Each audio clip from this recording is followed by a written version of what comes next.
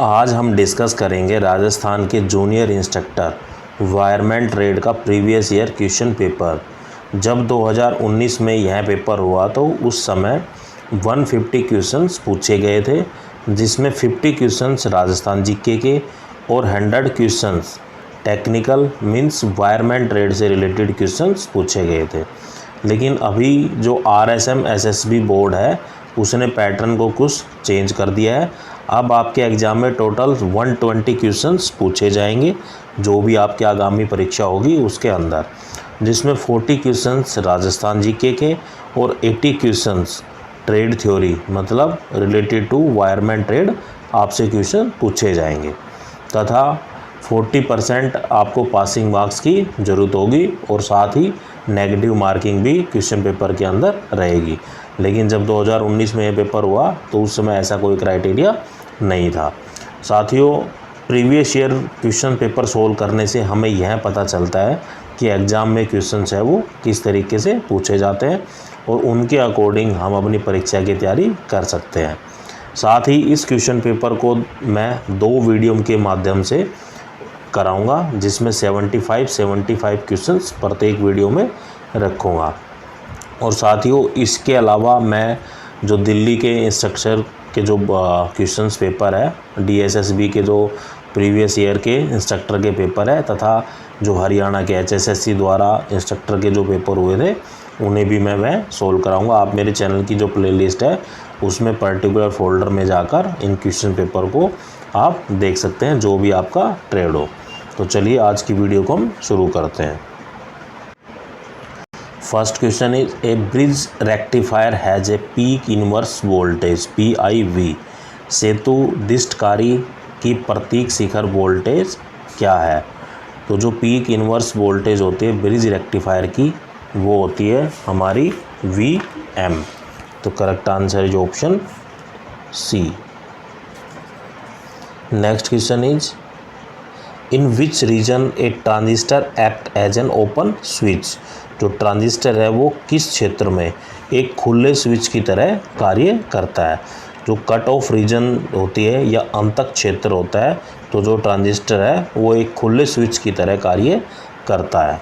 तो correct answer is option C, cut off region या अंतक क्षेत्र। Next question is if firing angle is increase then the average output of SCR is. अगर यदि firing कोण को बढ़ाते हैं तो एक SCR का जो औसत निर्गत मान है वो क्या होता है? तो वो क्या होगा? डिक्रीज होगा। यदि हम फायरिंग एंगल को बढ़ाते हैं तो SCR की जो एवरेज आउटपुट होती है वो क्या होती है?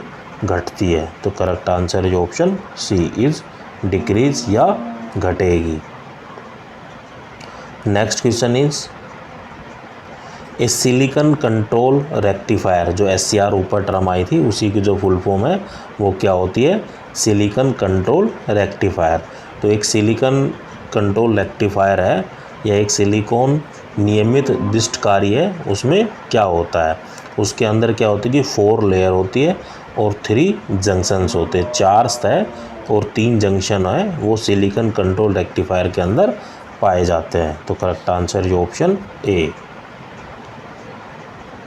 Next question is ripple factor is defined as. जो रिबल फैक्टर है उसको हम कैसे परिभाषित करते हैं, या उर्मी का गुणांक है वो उसको कैसे परिभाषित किया जाता है? तो वो होता है RMS of AC component to the DC component. तो RMS का मतलब होता है root mean square of AC alternating current और DC stand for direct current. तो प्रत्यावर्ती घटक का वर्ग माध्यम मूल टू द दिष्ट घटक। तो correct answer is option A। Next question is zener diode use as. जो जीनर डायोड है उसका प्रयोग होता है। तो जीनर डायोड का जो प्रयोग करते हैं हम कैसे करते हैं? टू रेगुलेटर, एक रेगुलेटर या नियंत्रण के रूप में हम जो जीनर डायोड का उपयोग करते हैं। तो correct answer is option C। Next question is the forward voltage drop across a diode is about. एक डायोड के अग्र विभक्त जो पाथ का जो मान होता है वो कितना होता है। जो फॉरवर्ड वोल्टेज ड्रॉप होती है across a diode is about 0.7 volt. तो correct answer is option D. Next question is a power factor meter has, एक शक्ति गुणक मापन में होता है। तो पावर फैक्टर मीटर के अंदर क्या होता है, एक करंट कॉइल होती है और दो पोटेंशियल कॉइल होती है, एक धारा कुंडली और दो विभव कुंडली पाई जाती है पावर फैक्टर मीटर के अंदर। तो correct answer is option A. 1 current coil and 2 potential coils are present in the power factor meter. Next question is if the voltmeter is connected in series with the load then, यदि एक विभव मापी को भार की श्रेणी में समायोजित कर दिया जाता है तो क्या होता है। तो almost no current will be flow in the circuit, परिपथ में लगभग नगण्य धारा प्रभावित होगी। अगर वोल्ट मीटर को हम कनेक्ट करते हैं सीरीज़ में तब क्या होगा, उस सर्किट के अंदर है वो जो करंट फ्लो होता है वो ना के बराबर होता है। तो correct answer is option B, almost no current will be flow in the circuit. Next question is moving parts of measuring instrument are supported in, मापक या मापन उपकरणों में चलायमान पुर्जों को सहारा दिया जाता है। तो moving part of measuring instrument are supported with the jewelled bearing. तो correct answer is option D. Next question is in which type of instrument air friction damping is use, किस प्रकार के उपकरण में वायु घर्षण अवमंद का प्रयोग किया जाता है। तो जो एयर फ्रैक्शन डैम्पिंग होती है या एयर घर्षण डैम्पिंग में हम किस टाइप के इंस्ट्रूमेंट का उपयोग करते हैं, उसका हम करते हैं मूविंग आयरन या चल लोह में। तो correct answer is option A. Next question is the unit of electric field strength is, विद्युत क्षेत्र शक्ति की इकाई क्या होती है। तो यूनिट जो इकाई होती है इलेक्ट्रिक फील्ड स्ट्रेंथ की वो होती है वोल्ट पर मीटर। तो correct answer is option A. Next question is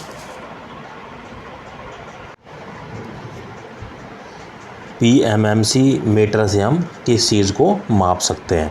तो यहाँ PMMC stand for permanent magnetic moving coil.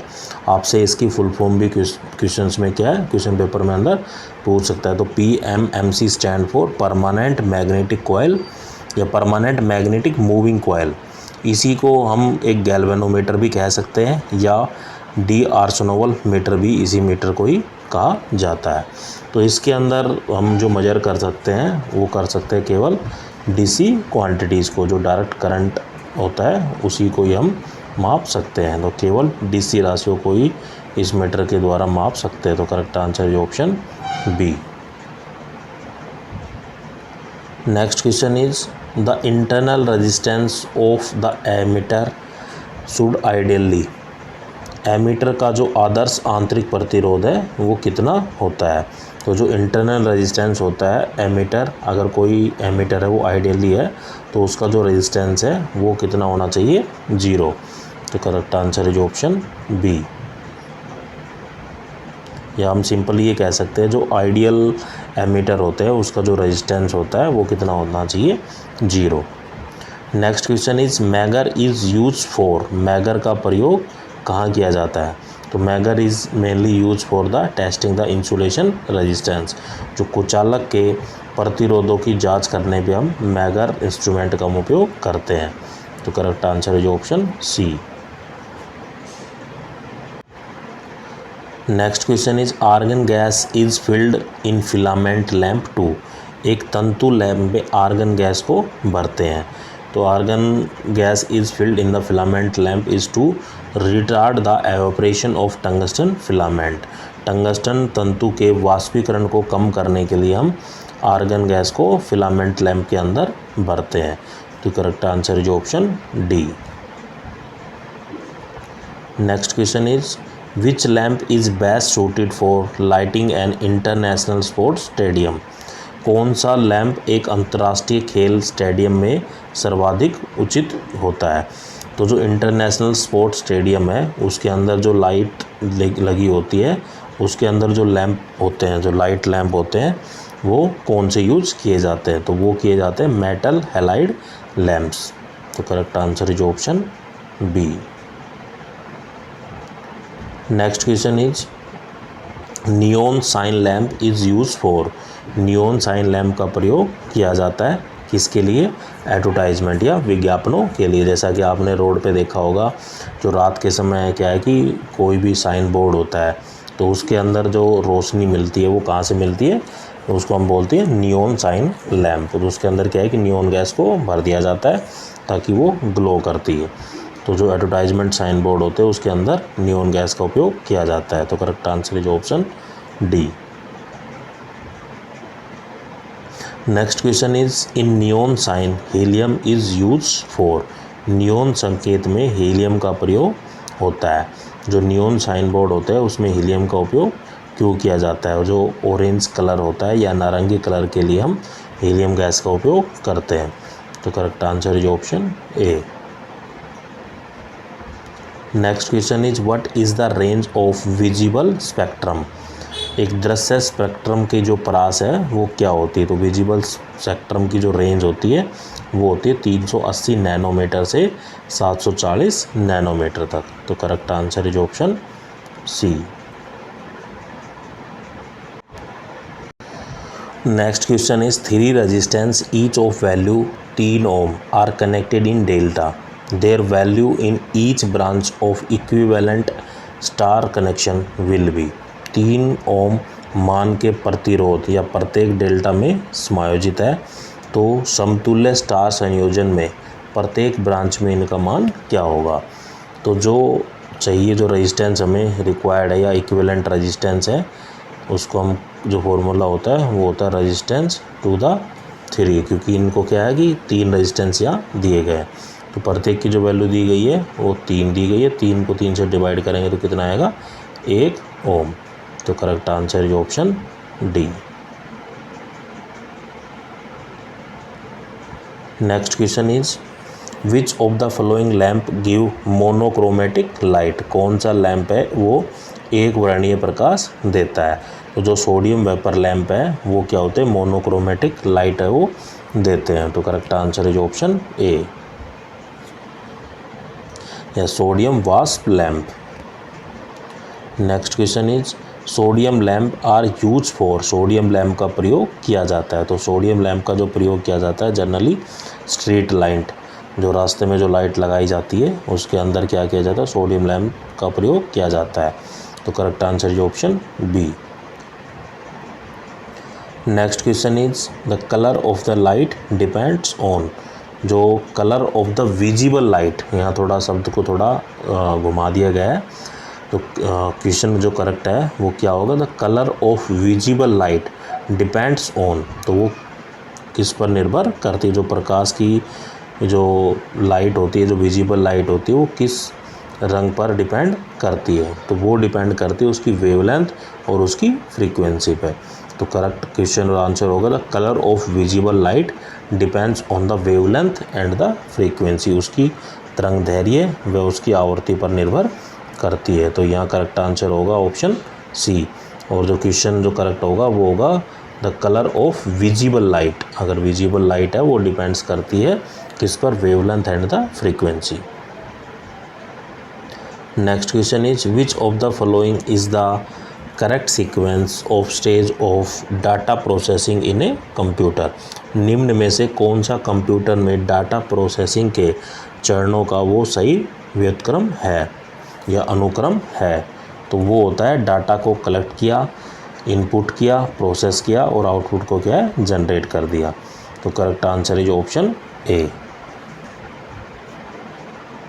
Data collection, data को संग्रहित किया, इनपुट रा डाटा, इनपुट कच्चा डाटा और प्रोसेसिंग द आउटपुट। डाटा की प्रोसेसिंग की गई देन आउटपुट इज जनरेटेड। तो correct answer is option A. Next question is the 8 bit makeup. जो 8 बिट है उसके द्वारा क्या बनते? तो 8 बिट मतलब एक बाइट में 8 बिट होते हैं, तो उल्टा पूछा गया आपसे 8 bit is equal to 1 byte. तो correct answer is option A. Next question is what is the modem connected to. Modem है वो किससे जुड़ा होता है, तो modem is connected to the phone line. Modem की जो फुल फॉर्म होती है वो होती है मॉड्यूलेशन डीमॉड्यूलेशन। तो modem is connected to the phone line. जैसा कि आपने देखा होगा कि जो हम भी कोई भी नेट का जो कनेक्शन लेते हैं तो उसके द्वारा क्या एक लैंडलाइन कनेक्शन दिया जाता है, या तो फ़ोन के अंदर क्या है कि मोडम का उपयोग किया जाता है। तो correct answer is option D. Next question is the RAM in a computer is made up of which material. जो संगणन में रैम का जो पदार्थ होता है वो किससे बना होता है। जो कंप्यूटर के अंदर हम जो रैम यूज़ करते हैं रैंडम एक्सेस मेमोरी, तो वो बनी होती है सेमीकंडक्टर की। तो correct answer is option A. जो सेमीकंडक्टिंग मटेरियल जैसे सिलिकॉन है, इस तरह से और भी होते हैं। Next question is which among the following is not an input device. निम्न में से कौन सा इनपुट डिवाइस नहीं। तो 4 ऑप्शन दिए गए हैं जैसे scanner, keyboard, printer and mouse. तो ये पूछ रहा है कि इनमें से कौन सा एक इनपुट डिवाइस नहीं है। तो यह हमारा करेक्ट आंसर होगा ऑप्शन बी। जो प्रिंटर क्या है एक आउटपुट डिवाइस है, तो यहाँ हमसे पूछा गया कि कौन सा इनपुट डिवाइस नहीं है। Next question is the core of armature of DC generator is laminated to. जो डीसी जनरेटर में आर्मेचर कोर को पटलित करते हैं, जो core of the armature of the DC generator is laminated to reduce the eddy current loss. तो जैसा कि आपने देखा होगा कि जो वायर के अंदर क्या होता है कि एडी करंट लॉस होता है, तो उसको एडी करंट का जो लॉस है वो ना हो, उसकी एडी करंट की लॉस की वो कम करने के लिए हम कोर की जो आर्मेचर होता है उसको हम लैमिनेटेड कर देते हैं। तो correct answer is option C. भंवर भारा हानियों को कम करने के लिए या to reduce the eddy current losses. Next question is how cross magnetizing reaction of armature reaction in DC generator is neutralize. DC generator में आर्मेचर रिएक्शन को क्रॉस मैग्नेटाइजिंग रिएक्शन कैसे निरस्त किया जाता है। तो इसको जो निरस्त किया जाता है वो किया जाता है कंपनसेटिंग वाइंडिंग इज यूज। जो कंपनसेटिंग वाइंडिंग का हम यूज कर हम इनको यूज कर सकते हैं। तो जो हमारा करेक्ट आंसर होगा वो होगा ऑप्शन ए। जो इंट्रोड्यूसिंग शब्द है वो इसमें गलत दिया हुआ है, तो करेक्ट आंसर होगा by the use of compensating winding. Compensating winding का उपयोग कर हम इसको न्यूट्रलाइज कर सकते हैं। तो करेक्ट आंसर यहाँ हमारा ऑप्शन ए होगा। उसके हिसाब से कंपनसेटिंग वाइंडिंग इज यूज अगर ये ऑप्शन में दिया जाता है। Next question is when the speed of DC motor is increase then. अगर एक डीसी मोटर की चाल को बढ़ाते हैं तो क्या बढ़ेगा या क्या घटेगा। तो जैसे ही हम जो डीसी मोटर जो डायरेक्ट करंट होता है उसकी अगर जो डायरेक्ट डीसी मोटर की अगर स्पीड को हम बढ़ाते हैं तो उसका जो ईएमएफ होता है इलेक्ट्रोमोटिव फोर्स है वो बैक ईएमएफ तो इंक्रीज होगा और करंट है वो उसके अंदर क्या होगा डिक्रीज होगा। तो correct answer is option A. When the speed of the DC generator is increased, then back EMF increase and current decreases. Next question is the starter used with a constant speed motor is A. स्थिर चाल motor के साथ starter उपयोग किया जाता है। तो जो स्टार्टर हम यूज करते हैं किसके अंदर कांस्टेंट स्पीड मोटर के अंदर वो किया जाता है 3 पॉइंट स्टार्टर का हम उपयोग करते हैं। तो correct answer is option B. Next question is in DC generators lap winding is use for. DC generator में लैप वाइंडिंग का प्रयोग होता है। तो डीसी जनरेटर के अंदर लैप वाइंडिंग का जो यूज करते हैं इसलिए यूज करते हैं उसकी लो वोल्टेज और लो करंट निम्न विभव और निम्न धारा के लिए हम डीसी जनरेटर के अंदर लैप वाइंडिंग का हम उपयोग करते हैं। तो correct answer is option D. Next question is load factor defined as. Load गुणांक को कैसे परिभाषित किया जाता है। तो एल एफ का मतलब होता है लोड फैक्टर। तो load factor is defined as the average load to the maximum load, या औसत लोड और उच्चतम लोड। तो करेक्ट आंसर है option C. Next question is for smaller machine the yoke of the DC machine is made of. छोटे मशीनों के लिए दिष्ट धारा मशीन का योक बना होता है। तो छोटे मशीन की जो दिष्ट धारा मशीन का जो योक है वो बना होता है कास्ट आयरन का। तो करेक्ट आंसर है option A. Next question is the commutator segments are insulated from each either by. जो कम्यूटेटर खंडों को एक दूसरे से विद्युत रोधित रखा जाता है। जो commutator segment are insulated from each other with the help of mica. Mica के द्वारा उनको अलग रखा जाता है। तो करेक्ट आंसर है option B. Next question is in lap winding of a DC generator the number of parallel path is always. एक डीसी जनरेटर में लैंप कुंडली में समानांतर पथों की संख्या हमेशा होती है। वो होती है same as the number of the poles. जितने पोल होंगे उतने ही पैरेलल पाथ होंगे। इन तो lap winding in a DC generator the number of parallel path is always same as the number of the poles. ध्रुवों की संख्या के समतुल्य होते हैं। तो करेक्ट आंसर ये option B. Next question is a capacitor starter capacitor run single phase induction motor is basically a. एक कैपेसिटर स्टार्टर कैपेसिटर रन एक कला प्रेरक मोटर मूल रूप से होती है। तो वो जो capacitor start capacitor run single phase induction motor is basically a two phase induction motor. दो कला प्रेरक मोटर होती है। तो करेक्ट आंसर ये option C. Next question is which test on a transformer provide information about the regulation efficiency and heating under the load condition. एक transformer की कौन सी जांच उसकी नियमन क्षमता और तापन की जानकारी देता है। तो जो बैक टेस्ट होता है उसके द्वारा जो ट्रांसफॉर्मर की इंफॉर्मेशन जैसे कि रेगुलेशन उसकी एफिशिएंसी उसकी हीटिंग कैसी हो रही है अंडर द लोड कंडीशन उसके द्वारा हम क्या माप सकते हैं। तो करेक्ट आंसर ये option B back to back test. Next question is the material use for making the transformer core is. Transformer की कोर को बनाने के लिए किस पदार्थ का उपयोग किया जाता है। तो मटेरियल यूज़ करते हैं जो ट्रांसफॉर्मर की जो कोर को बनाया जाता है वो किया जाता है HSS या हाई सिलिकॉन स्टील। तो करेक्ट आंसर ये option C. Next question is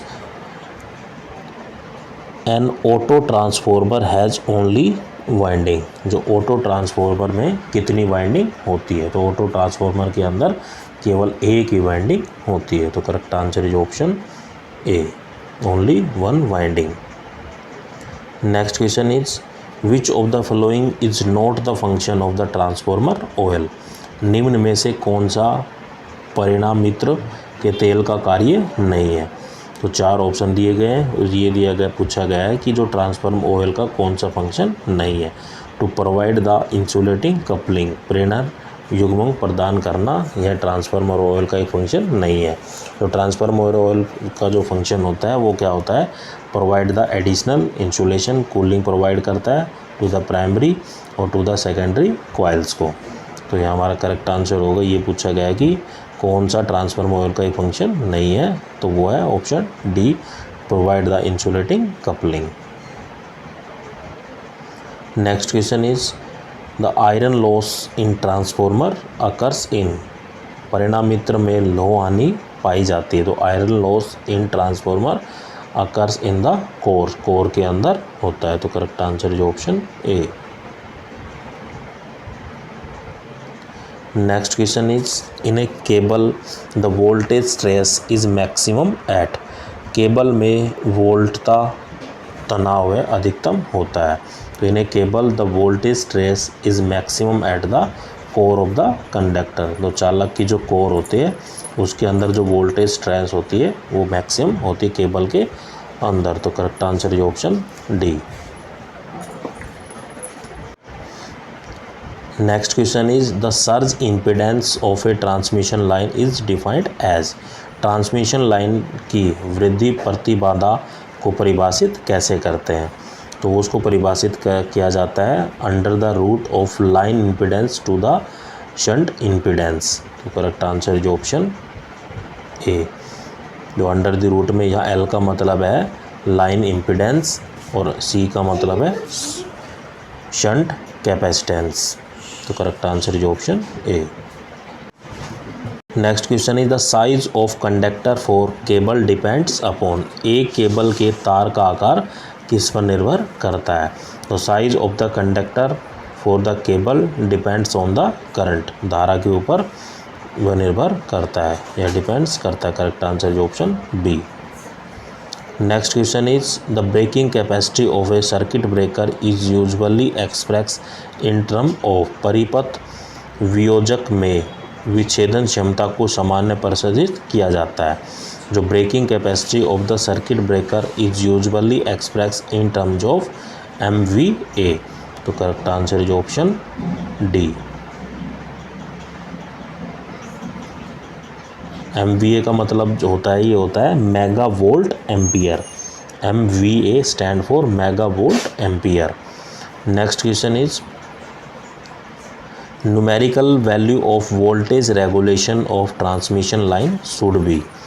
एक संचरण लाइन की जो वोल्टता नियमन का जो आंकलिक मान होता है वो कितना होता है? जो numerical value for the voltage regulation of transmission line should be low या निम्न होना चाहिए। तो correct answer is option C. Next question is the efficiency of the thermal power plant improve with. जो तापीय पावर प्लांट की क्षमता को हम कैसे बढ़ा सकते हैं? तो by increasing the quantity of the coal burned, the use of the high steam pressure. दो उच्च भाप दाब का प्रयोग कर हम जो एफिशिएंसी होती है तो थर्मल पावर प्लांट की है उसको हम इम्प्रूव कर सकते हैं। तो the efficiency of the thermal power plant improve with the use of high steam pressure. उच्च भाप दाब का उपयोग कर हम थर्मल पावर जो प्लांट की जो एफिशिएंसी है क्षमता को हम बढ़ा सकते हैं। तो correct answer is option B. Next question is the primary winding of a current transformer has. एक करंट ट्रांसफॉर्मर में प्राथमिक कुंडलन में क्या होते हैं? तो जो primary winding of a current transformer has a few turns, कुछ ही फेरे होते हैं। तो correct answer is option D. Next question is which type of insulator are use for 132 kilovolt transmission line. 132 kV के संरक्षण लाइनों में किस प्रकार का इंसुलेशन प्रयोग में लेते हैं? तो जो इंसुलेशन प्रयोग में लिया जाता है, जो 132 किलोवोल्ट ट्रांसमिशन लाइन होती है उसके अंदर जो इंसुलेशन यूज किया जाता है वो किया जाता है सस्पेंशन इंसुलेटर्स। तो correct answer is option B, suspension insulators या सस्पेंशन विद्युत रोधक। Next question is in thermal power plant heat from the flue gases is recovered in. एक ताप शक्ति गृह में निर्गत गैसों से ऊष्मा की वसूली किसके द्वारा की जाती है? जो थर्मल पावर प्लांट के अंदर जो heat from the flue gases is recovered in economiser. तो correct answer is option C. Next question is for a sinusoidal AC voltage of peak voltage या peak value is 100 volt then RMS value is. तो उसकी जो RMS value है वो क्या होगी? तो जैसा कि हम फॉर्मूला जानते हैं, जो RMS वोल्टेज होती है, voltage at the RMS is equal to peak voltage to the under the root 2।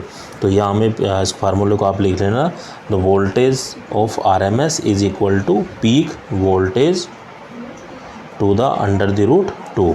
तो यहाँ हमें क्वेश्चन में दी गई जो पीक वोल्टेज है वैल्यू रख रहा हूँ मैं, पीक वोल्टेज कितनी दी गई है 100 और divide by under the root 2। तो 100 divide by under the root 2 की वैल्यू होती है 1.414। इसको जब हम डिवाइड करेंगे तो आंसर आएगा जी। तो correct answer is option D. Next question is which type of following is a low pass filter. निम्न में से कौन सा निम्न पास फिल्टर है। तो जो L type with series L and shunt C है वो क्या होता है, एक लो पास फिल्टर होता है। तो correct answer is option D. Next question is the Kirchhoff's second law is based on the law of conservation of. जो किरचॉफ्स का जो सेकंड नियम है या द्वितीय नियम है वो किस संरक्षण पर आधारित है या किस कंजर्वेशन पर आधारित होता है।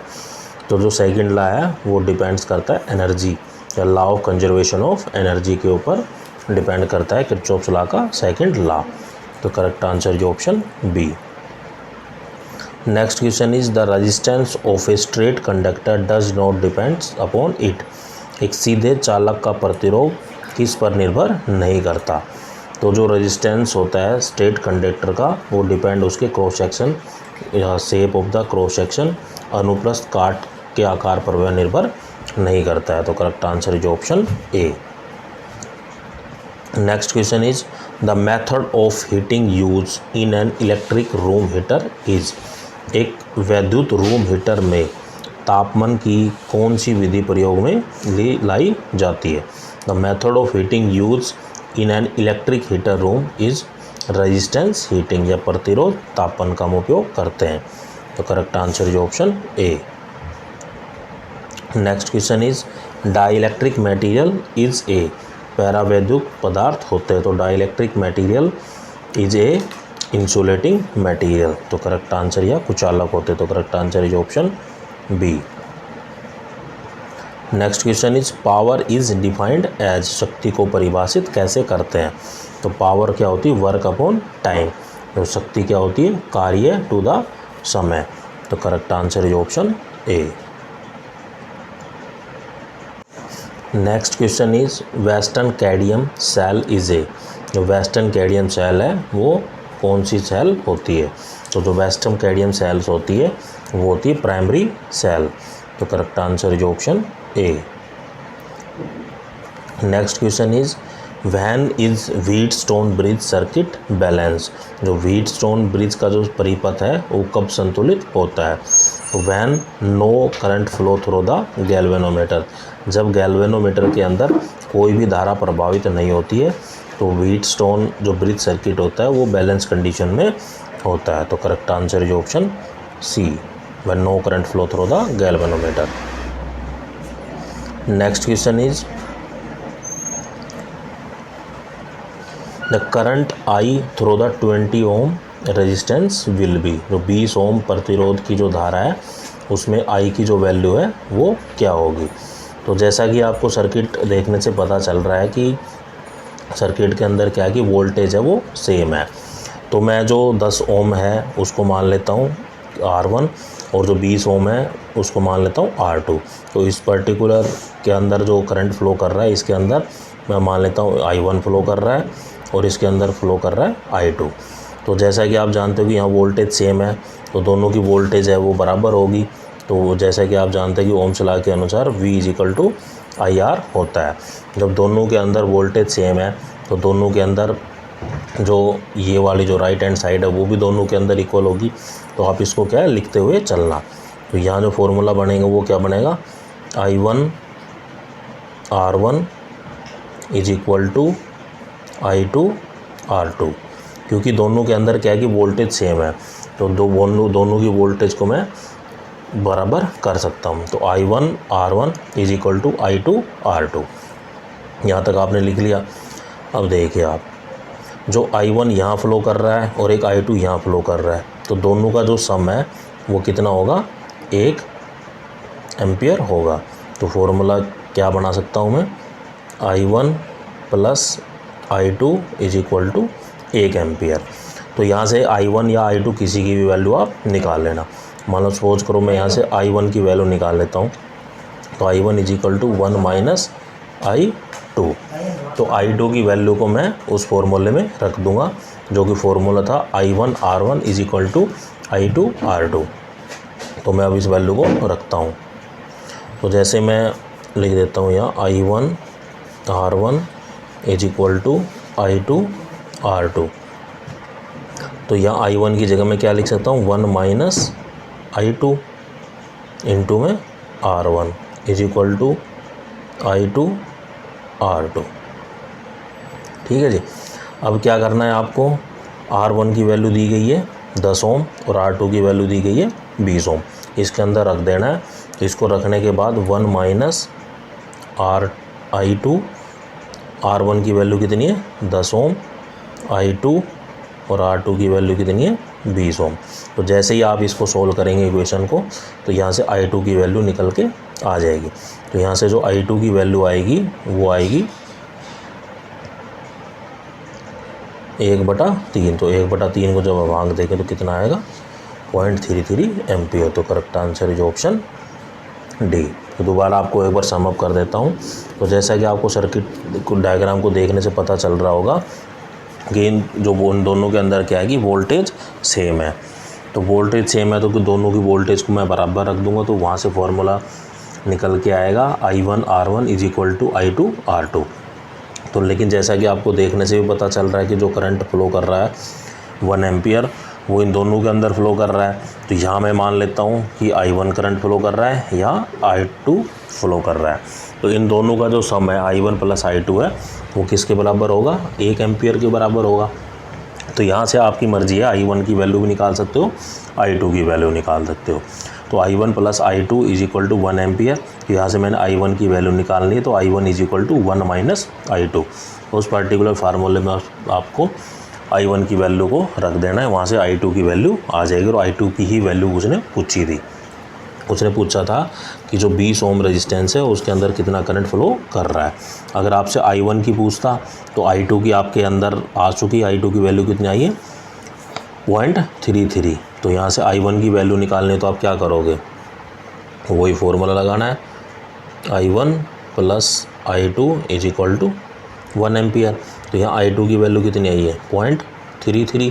तो यहाँ से I1 की वैल्यू कितनी हो जाएगी 0.77, क्योंकि 1 माइनस I2 कर देना, I2 की वैल्यू 0.33। तो I1 की वैल्यू आ जाएगी 0.77। Next question is which of the following has negative temperature coefficient of resistance. निम्न में से किसका प्रतिरोध के लिए ऋणात्मक तापमान गुणांक होता है। तो जो कार्बन होता है, carbon has a negative temperature coefficient of the resistance. Correct answer is option B. Next question is the equivalent resistance between the point A and B will be. बिंदु ए और बी के जो मध्य है वो सैतुल्य प्रतिरोध कितना होगा। तो जैसा कि मैं यहाँ से शुरू करता हूँ, जो 3 ओम है और 7 ओम है, दोनों आपस में कनेक्टेड है एक सीरीज़ में। सीरीज़ में क्या करते हैं, हम डायरेक्ट सम करते हैं।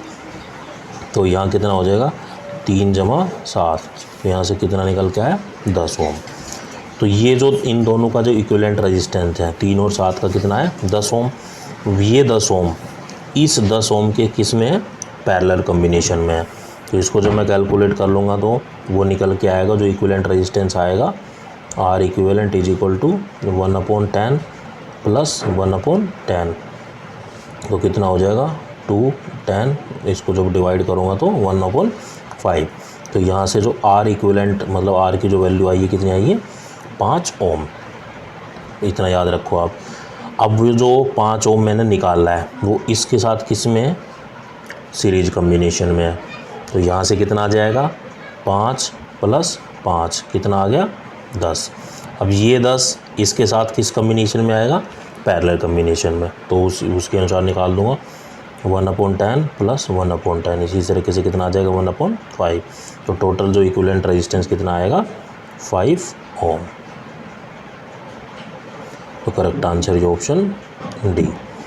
साथियों मैं एक बार दोबारा बता देता हूँ आपको, जैसा कि जो 3 ओम है और 7 ओम है ये दोनों आपस में कनेक्टेड है सीरीज़ में। तो सीरीज़ में क्या करते हैं, हम डायरेक्ट जोड़ते हैं। तो 7 और 3 को हम जोड़ेंगे कितना आएगा 10 ओम। तो जो हमारा आंसर तो 10 ओम आया है वो इस 10 ओम के साथ किस कम्बिनेशन में है, पैरेलल कम्बिनेशन में है। तो हम पैरेलल वाला फॉर्मूला निकाल देंगे। उसके बाद जो हमारा आंसर आएगा वो किसके साथ कम्बिनेशन में है, वो उसके साथ सीरीज़ में है। इतना निकालने के बाद जो हमारा रिजल्ट आएगा वो इसके साथ किस में है, पैरेलल कम्बिनेशन में। तो जो हमारा फाइनल आंसर आएगा वो कितना आएगा, 5 ओम।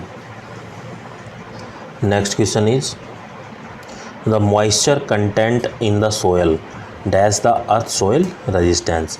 मिट्टी में नमी की मात्रा मिट्टी के प्रतिरोध को क्या करती है। तो मिट्टी में जो नमी की मात्रा है वो धरती के मिट्टी के प्रतिरोध को डिक्रीज करती है या कम करती है। तो correct answer is option A.